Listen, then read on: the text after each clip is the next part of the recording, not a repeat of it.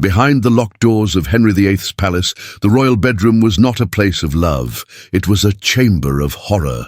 8 twisted rules governed the king's most private moments, rules so cruel and disturbing they destroyed queens, broke spirits, and spilled blood.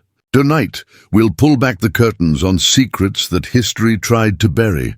And once you hear them, you'll never look at this king the same way again. Stay with us to uncover all 8. And don't forget to hit subscribe so you never miss the darkest secrets of history. Imagine being a young bride draped in silk and jewels, walking into the grand bedchamber of King Henry VIII. The tapestries glimmered in the candlelight, the royal bed stood like a throne of velvet, and the air was heavy with expectation. But beneath all the luxury, one truth weighed heavier than gold. Your worth as a queen began and ended with the child you could place in Henry's arms. Not just any child, a son. This was the king's first and most merciless rule of the bedroom: produce an heir or face ruin. For Henry, the royal bed was not a place of love. It was a battlefield where queens fought with their own bodies to secure their survival. Catherine of Aragon, his first wife, knew this better than anyone.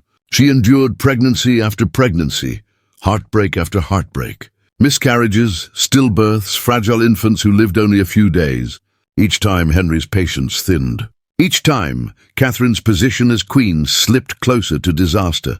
The cruel irony. Catherine did give Henry a child who survived, a daughter, Mary.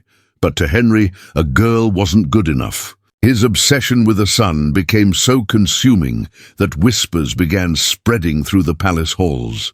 God himself must be cursing this marriage. And if God had cursed it, then perhaps it could be undone. This wasn't just about family. It was about power. A Tudor king without a male heir risked everything.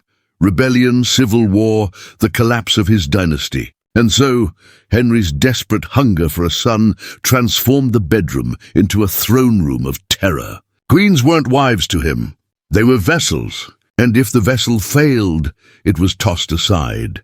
Catherine's failure to give him a son led to a seismic shift in history. Henry tearing England away from the Catholic Church, inventing a new religion, all to end one marriage and begin another. And yet, even after Catherine's exile and Anne Boleyn's arrival, the same brutal rule applied. No son, no safety. For Henry's wives, every night in that grand bed was haunted by the same fear. Their survival, their crowns, even their heads, all balanced on the cries of a newborn boy. If you thought Henry VIII's obsession with heirs was cruel, his second bedroom rule was even more disturbing. Before a queen could even share his bed, she had to prove her purity. To Henry, a wife wasn't just a political alliance or a consort. She had to arrive untouched, untainted, a perfect vessel for his future son. And in the twisted world of Tudor court politics, this wasn't left to faith or vows. It was often tested. Whispers from the court tell us that virginity inspections were sometimes carried out on young brides-to-be. Imagine it, a terrified teenage princess, newly arrived from a foreign land, stripped of dignity as physicians or ladies-in-waiting were ordered to confirm her innocence. It was a humiliating ritual, and worse, it was never private. Word of the findings spread like wildfire through the palace corridors, feeding gossip, scandal, and doubt. Take Anne of Cleves, Henry's 4th wife. Though no written record says she underwent such an examination, Henry himself mocked her, claiming she wasn't the maiden he expected. He described her body with disgust, publicly shaming her by insisting he had been deceived. Whether he was telling the truth or inventing excuses, the effect was the same. Her reputation was destroyed. For a young woman in Henry's orbit, the fear was suffocating. You weren't only judged for how you acted, but for what people believed had already happened to you, whether true or not. A single rumor that you weren't pure enough could doom your marriage, strip away your crown, and leave you abandoned to shame. And here's the darkest part. This rule wasn't just about Henry's desire for an untouched bride. It was about control. By demanding proof of virginity, he turned queens into objects of public inspection, their bodies no longer their own, but evidence for the crown. Imagine being Anne Boleyn, paraded as a flawless jewel, or young Catherine Howard, barely in her teens, forced to carry the weight of a kingdom's expectations on her shoulders. One whisper, one doubt, could lead you to the scaffold. Henry's bedroom was never private. Even the most intimate parts of a woman's life became weapons in his hands, tools to humiliate, dominate, and ultimately destroy. The royal bedchamber should have been the most private place in the palace. But under Henry VIII, even intimacy was watched, measured, and reported. His third horrifying rule was simple. The king's nights were never truly his own. You see, for Henry, every marriage was a political contract, and that contract had to be proven. Courtiers, doctors, and even priests hovered on the edges of his private life, eager to whisper to the court whether the marriage had been consummated. Imagine it. You're a young queen, trembling on your wedding night, about to lie with the most powerful man in England. Outside the chamber door, trusted attendants linger in the shadows, listening for sounds, waiting for proof. Sometimes sheets were inspected. Sometimes servants were ordered to stay close enough to know if the king did his duty. What should have been sacred became a public performance. The pressure was suffocating and humiliating. Anne of Cleves, Henry's unfortunate fourth wife, learned this the hard way. Their wedding night became the subject of gossip across the court. Henry claimed he was unable to consummate the marriage, but courtiers still whispered and speculated, turning her humiliation into a public scandal. Whether Henry's failure was physical or psychological didn't matter. In the eyes of England, Anne had been weighed, measured, and found lacking. For Henry's queens, every sigh, every whispered word could become evidence. Failure to please the king in bed could spark rumors of witchcraft, infertility, or even betrayal. Success, on the other hand, meant your private life was no longer yours. It belonged to the crown, dissected by ministers and gossiped about by ladies-in-waiting. Think about it. A royal bed should have been draped in velvet and secrecy. Instead, it was surrounded by invisible eyes and ears.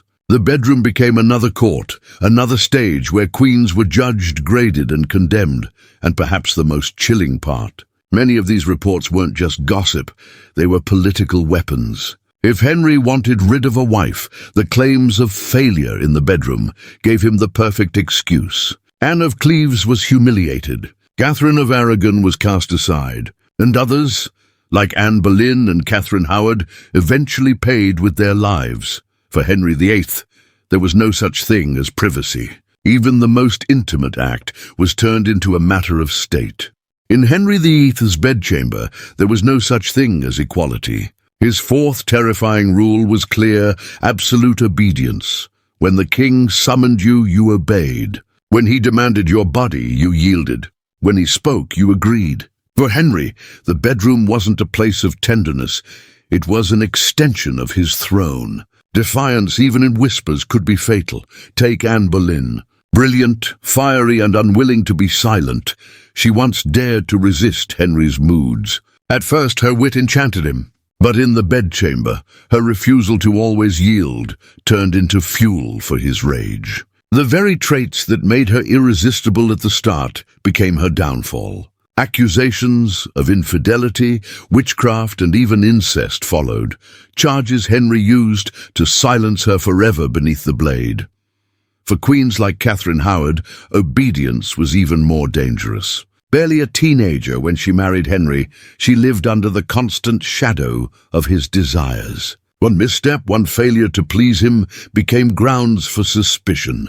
When rumors of her past reached Henry's ears, her cries of loyalty couldn't save her. To him, her disobedience wasn't just betrayal, it was treason. Even Catherine Parr, his sixth and final wife, felt the weight of this rule. Known for her intelligence and Protestant sympathies, she often discussed matters of faith with Henry, but when her opinions crossed his, she nearly paid with her life. Records reveal a warrant for her arrest was drawn up, accusing her of challenging the king's authority. Only quick thinking and a desperate act of submission saved her. She fell to her knees, told Henry she had only spoken to distract him from his pain, and begged his forgiveness. In that moment, survival came from playing the part of the obedient, humble wife. Obedience in Henry's bedroom wasn't just about personal control. It was about power. By forcing his queens to submit, he reminded them, and the court, that even the most intimate part of their lives belonged to him. To say no wasn't an option. To hesitate was to risk the axe. Imagine lying in a royal bed, velvet curtains drawn tight, knowing that every word you spoke, every breath you took, could be your last act of loyalty, or your first step toward the scaffold. For Henry's wives, obedience wasn't love, it was survival. Henry VIII's bedroom was more than a chamber of silk and shadow, it was an interrogation room. His fifth horrifying rule was this: confess everything. Behind closed doors, whispers could be as deadly as daggers. Henry demanded not only a wife's body, but her innermost thoughts. He pressed his queens to reveal their fears, their secrets, even their private desires. And in a court, where words were twisted like daggers, a single slip of the tongue could mean death. Anne Boleyn learned this in the cruelest way. At first, she shared her thoughts with Henry freely, teasing him with wit and fiery intelligence. But the very intimacy that once bound them became her downfall. Courtiers began collecting fragments of conversations, jokes, and rumors, reshaping them into confessions of treason and adultery. What Anne may have whispered in confidence was later echoed in the courtroom. As evidence against her, Catherine Howard's fate was even more chilling.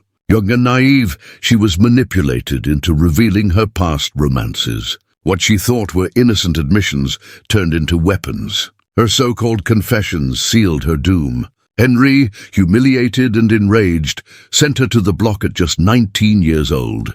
Even Catherine Parr, wise and careful, nearly fell victim to this rule. She often spoke to Henry about religion, hoping to comfort him during his declining health. But her words were dangerous in an England torn between Catholic tradition and Protestant reform. When Henry's advisers twisted her conversations into accusations of heresy, Catherine realized too late that her confessions of faith could condemn her. She only survived by groveling before the king, claiming she had spoken only to distract him from his suffering. Her quick surrender saved her life, but only barely. Henry's confessional rule wasn't about honesty. It was about control. By demanding his queens reveal their innermost selves, he stripped them of privacy, then used their words as shackles or swords. Every night in his bed was a test. Speak carefully, or risk giving him the excuse he needed to destroy you. Imagine lying beside the most powerful man in the world, knowing that even your sighs and murmurs might be repeated in court. In Henry's world, the bedroom wasn't a sanctuary. It was a trap, and confession wasn't freedom, it was a death sentence. For most men, marriage vows meant, "Till death do us part." But for Henry VIII, death, or worse, was simply a tool to get rid of a wife who no longer pleased him. His sixth horrifying rule was brutal. Every queen was disposable. Henry's bedchamber was a revolving door of women, and when desire soured or politics shifted, he didn't hesitate to cast a queen aside. Divorce, annulment, exile, or execution, the method didn't matter. What mattered was that Henry walked away clean, while the woman paid the price. Catherine of Aragon spent more than 20 years as Henry's loyal wife, only to be discarded when she failed to give him a son. She was exiled from court, separated from her daughter Mary, and left to die alone, broken and humiliated. Her crime, simply being unable to provide the heir he demanded.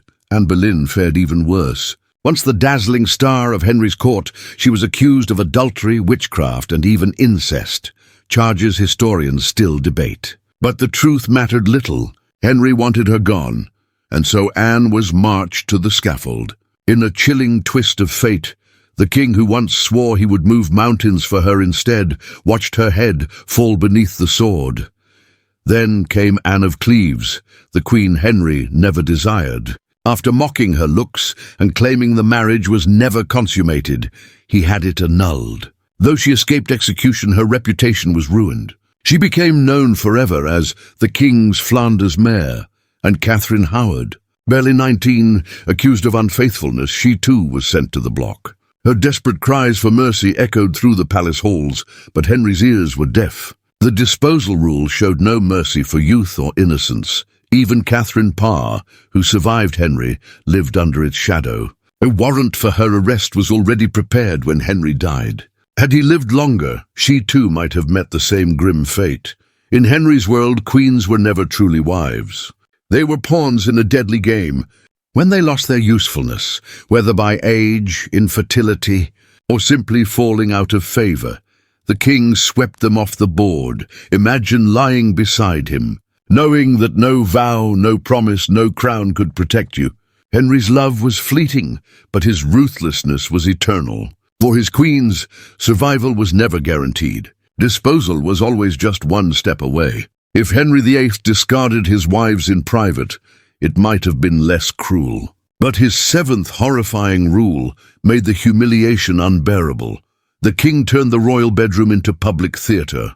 For Henry, a queen's failures weren't hidden behind silk curtains. They were dragged into the light, dissected by courtiers, whispered in taverns, and recorded in chronicles. He made sure the world knew when a queen had displeased him, whether through her body, her fertility, or her supposed sins. Catherine of Aragon endured this for years. Once adored, she was publicly shamed when Henry claimed their marriage was cursed by God because she had been his brother's widow. He didn't just humiliate her privately. He announced it before Parliament, before priests, before foreign ambassadors. Her honor, and by extension her daughter's legitimacy, was trampled under the weight of Henry's accusations. Anne Boleyn's fall was even more theatrical. Henry didn't quietly end their union. He staged a grotesque spectacle. Trumped-up charges of adultery and witchcraft were proclaimed across the realm. Anne, who once had the king at her feet, was now paraded through a sham trial, her supposed lovers executed before her very eyes. Her humiliation was total. Her name blackened forever. Even Anne of Cleves, who escaped execution, couldn't escape public mockery. Henry ridiculed her looks, calling her the Flanders Mare.